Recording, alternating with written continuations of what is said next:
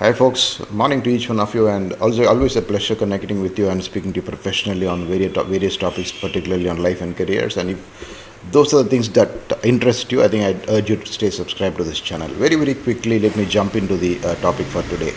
Very constantly, or time and again, I keep using the word irreplaceable in what is expected of any professional in today's contemporary world, where technology and artificial intelligence have created a huge impact on the work landscape.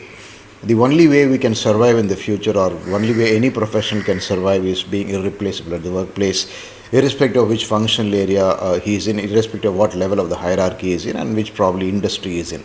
You can be a coding person, you can be a marketing person, you can be a salesperson, you can be a R&D in a pharma company, be it anything. The only way your job as well as career is going to be foolproof is you make yourselves irreplaceable. And the next question which people normally keep asking me is, what is this irreplaceability, or how do you probably build an aura of irreplaceability around you? Is it really possible to cultivate irreplaceability as a habit over a period of time? The answer is yes, you can do it. It is just that it requires a lot of planning and continuous learning and continuous efforts on your part. But all these efforts are probably a kind of investment into your long-term career growth. Today, I think jobs are very uncertain, and pink slips are probably the order of the day in any industry. I think once in 3-4 years, there is always a cycle of downward trend in any industry. Probably, if not as worse as recession, maybe individual companies or the group of companies in any particular industry do go through a downslide, because I think that's how economic cycles work globally. And again, now is a time when talks about recession are around the corner. They are saying that US and Europe are already slowing down, and there's a distinct possibility that the Indian stock markets also will crash in the coming days and stuff like that. That's a different topic altogether. So how do we make us irreplaceable in any workplace? I think there are some easy tips which I can probably proffer based on my understanding of the workplace, based on my own experiences, things like that. First things first, I think you probably have to look for your niche very early in your career. I think we've spoken about it very extensively. I'd probably urge you to go through my video on the need to be a niche specialist than a wandering journalist somewhere in this channel. I think I'll try and put up a link there. Identify your niche pretty early in your career. There's no point in beating around the bush.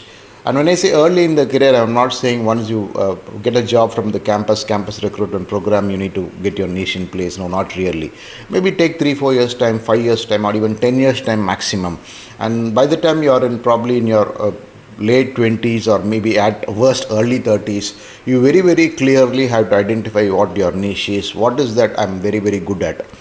What is it I'm very good at, based on whatever is my educational qualification, whatever is my passion, whatever is my interest, and what excites me at the workplace. In addition to that, what is the kind of knowledge I have gathered over a period of time? In all this, with a combination of all this, what is it I'm doing very best?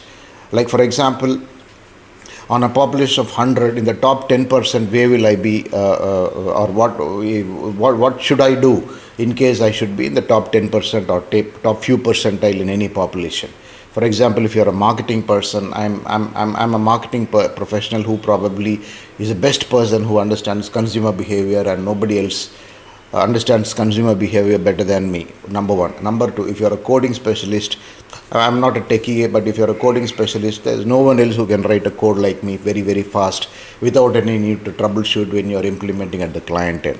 So it goes on and on. If you're a salesperson, I'm the best guy in inside sales to the US and Europe, probably in my region or in my company. So these are the kind of permutations and combinations where you can say that you are best. Of course, you within your area, you'll be the best person to do this. Unless otherwise you find your calling, you find your niche maybe in the early years of a career, it is going to be very tough.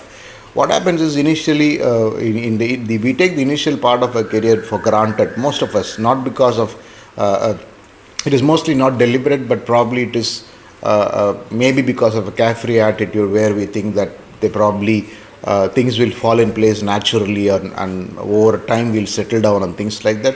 Doesn't really happen. People who really plan the initial part of their career well, who really envision their career path or career growth, at least for the next 10-15 years, are those who succeed. And even in those, people who choose a niche are probably doing better off than people who don't have a niche. So have that very, very clearly in mind. I think that is very, very important, extremely important, if you want to really shine in your career, if you really want to be replaceable. The next one is a logical fallout of this: be better than your entire lot at the workplace. I mean, I know probably if you're working in a team, or if you're working in a small organization or a medium-sized organization, and if your team has got about 8 to 10 people, are you probably the best of the lot? Or if not best of the lot, probably are you in top 1, 2, 3? I think. And how do you do that? You have to measure it by the tangible goals which is set by the organization. You have to measure it by your own perspective of what is the contribution you are making to the role and things like that. So be consciously driven by merit is what I would say. That is very, very important. Unless otherwise you are driven by merit, driven by own benchmarks, then you will not get better, because end of the day, we are all responsible career path drivers, and if we need to drive our career paths well, it is very, very important that at every stage, maybe once in 3 years, once in 5 years, we measure ourselves in terms of where we are and where we'll be maybe in the next 3 to 5 years. And for that, what are we contributing to the organization to get returns? And when I say returns, this is both monetary returns as well as role-based returns. What is my next role? Can I get to my next role very, very easily? And when I go to the next role, what should be the kind of compensation I should be getting? If I'm getting X today, can I ask for X plus 30%, X plus 40%? Only then will they give me X plus 15-20%. So like this, it has to be a continuous process. And again, I keep reiterating the emphasis on having a very, very clear vision and all these aspects, because unless otherwise we have very, very clear planning early in our career, I think we are going to get stuck. And believe me, if we don't take our career seriously, who else is going to take our career seriously? The biggest responsibility for our careers and jobs is with us, and not anybody else in the world. The world is a very, very ruthless place. You might have a good boss, but the boss is under no compulsion that he has to grow you because he has 100 other priorities. You should bear this in mind very, very importantly, and act accordingly, and only this will make you irreplaceable over a period of time.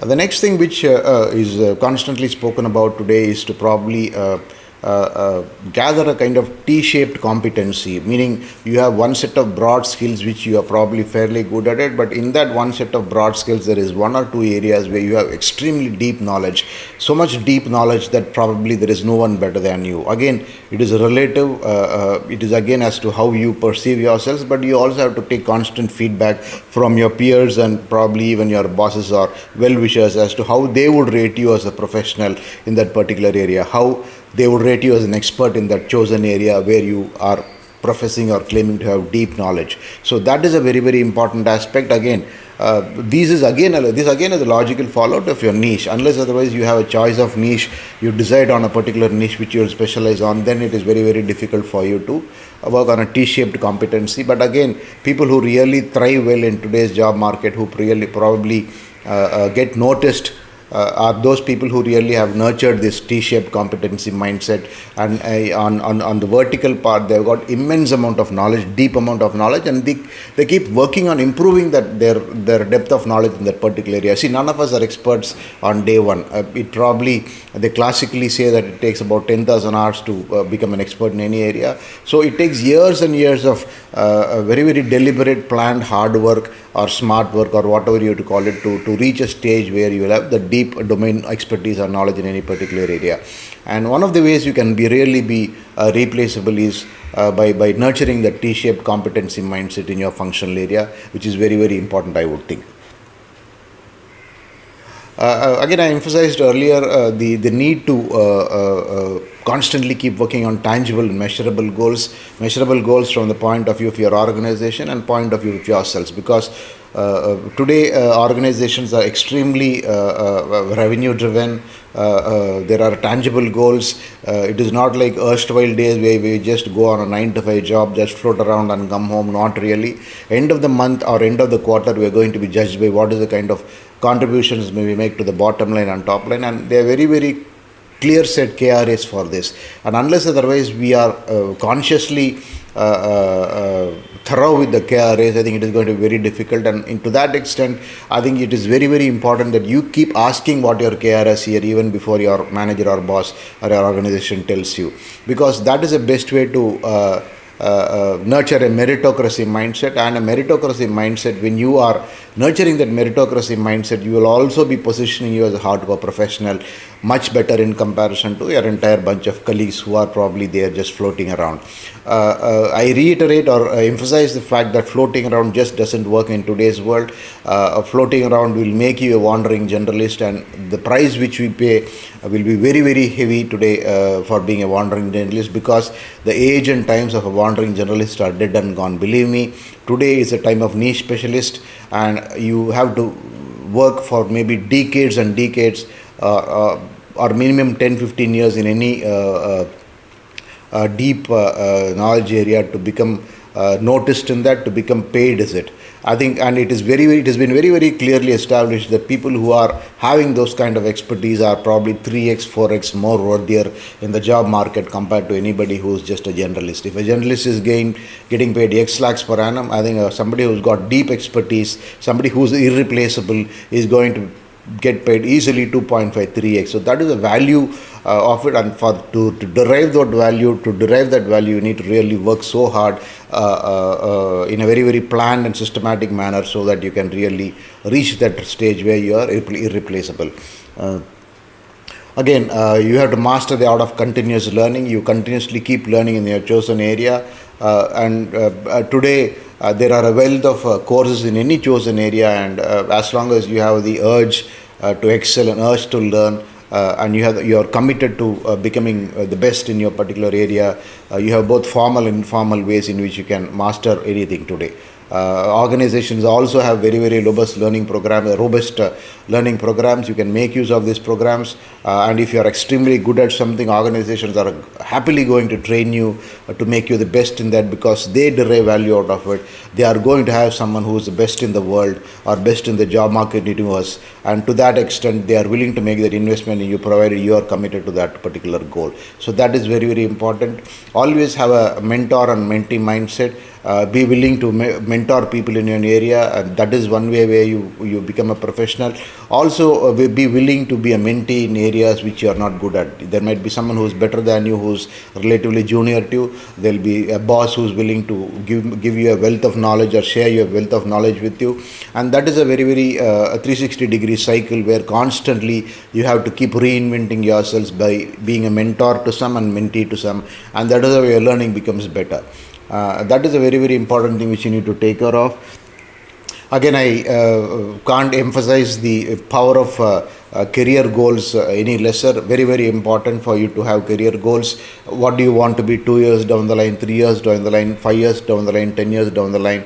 It is not that you should be maniac about it or be obsessed about fast growth, but it is only about you clearly have a very, very scientific way to go about your career, and scientific way to see how best you can be over a period of time in that particular chosen area. And again, going back to this chosen area thing, believe me, unless otherwise you make up your mind vis-a-vis your niche, maybe in the first 5-10 years, it is going to be extremely difficult. So spend a lot of time iterating as to what your niche can be, what you can become really good at based on what your competencies, interests are, your passions are, and you also have to find that fine intersection of what your interests in, what you are passionate about in, and what the market is willing to pay. That intersection, I think they classically call it ikigai in Japanese language. Find that intersection very, very early, where your skills and competencies, you're willing to do that. You probably will do that without even getting paid. At the same time, the market is willing to pay a premium for that. This combination is also what irreplaceable skills are all about. Of course, you can extensively go through videos about ikigai and careers, which are a flood on the YouTube. But the whole idea is you need to find your niche very, very quickly, or as quickly as possible in your career. So these are some of this is not a very very exhaustive list, but these for sure are some of the ways in which you can make yourselves irreplaceable. And believe me, if you are irreplaceable in today's job market, you are going to be unbeatable also in the job market, not just in your organization but across the entire spectrum of the industry. You'll be a very very sought after professional. You really don't need to chase compensation. Good compensation, good money and good roles will come chasing you wherever you are. And to reach that place, I urge you to probably try and follow as much of this what I mentioned here to have a successful career and a wonderful and prosperous life. Thank you.